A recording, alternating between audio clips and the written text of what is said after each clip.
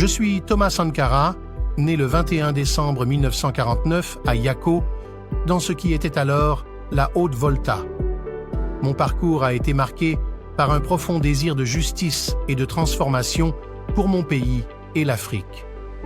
Dès mon enfance, j'ai été confronté aux inégalités et à la pauvreté qui affligeaient notre peuple, ce qui a éveillé en moi une conscience politique précoce.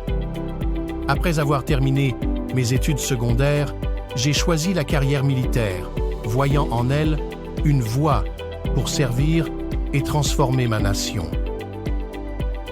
J'ai poursuivi ma formation militaire à Madagascar, où j'ai été témoin des luttes révolutionnaires qui ont profondément influencé ma pensée. À mon retour, j'ai gravi les échelons de l'armée et développé des convictions politiques solides, influencées par les idéaux marxistes-léninistes et panafricanistes. En 1981, j'ai été nommé secrétaire d'État à l'information, mais j'ai rapidement démissionné en 1982 pour protester contre la répression du régime du colonel Saïd Zerbo.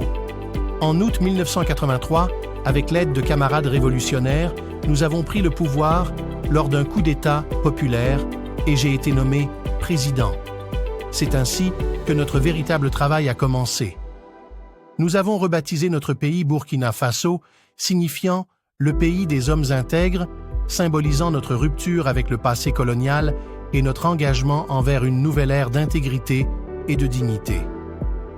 Dès le début, j'ai insisté sur l'importance de l'autosuffisance. La patrie ou la mort, nous vaincrons, disais-je souvent, pour galvaniser notre peuple. Notre programme révolutionnaire était ambitieux. Nous avons nationalisé les terres et les ressources naturelles, promouvant l'agriculture locale pour atteindre l'autosuffisance alimentaire. Nous avons lancé des campagnes de reforestation pour combattre la désertification, plantant des millions d'arbres. Je croyais fermement que la clé de notre succès résidait dans l'éducation et la santé.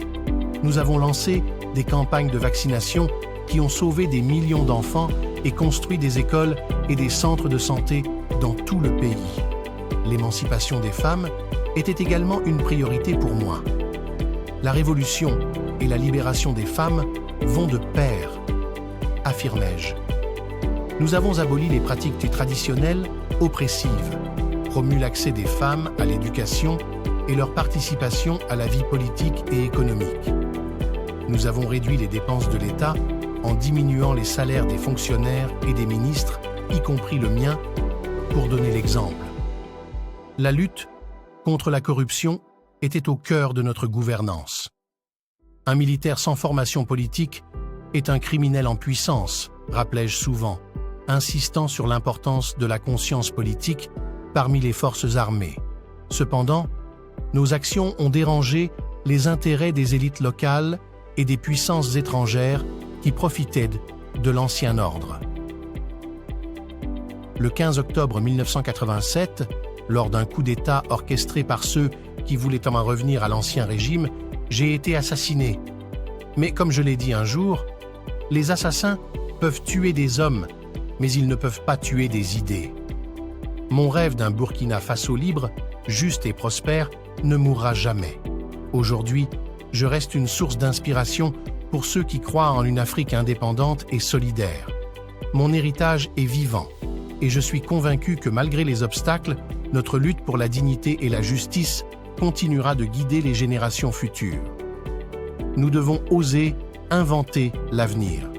Et c'est cette vision qui continuera à illuminer notre chemin.